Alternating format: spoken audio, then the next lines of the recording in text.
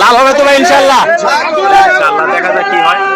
দর্শক আমরা দেখি ইউনুস ভাইয়ের কাছ থেকে এবার রনি ভাইয়ের পরে এবার আমরা ইউনুস ভাইকে দেখতে পাচ্ছি এবং উনি অত্যন্ত দক্ষতার সাথে তরমুজ কেটে থাকে মাশাআল্লাহ।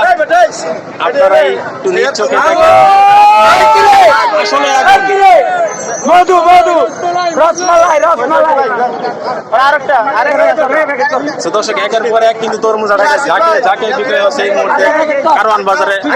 আর লাল গেঞ্জি পরিহিত আরেক ভাই তাকে সহযোগিতা করতেছে এবং কিন্তু তরমুজ সরাসরি কাছাকাছি সময় আসলে বিক্রি হচ্ছে কাটা হচ্ছে। আমরা একটু কাছ থেকে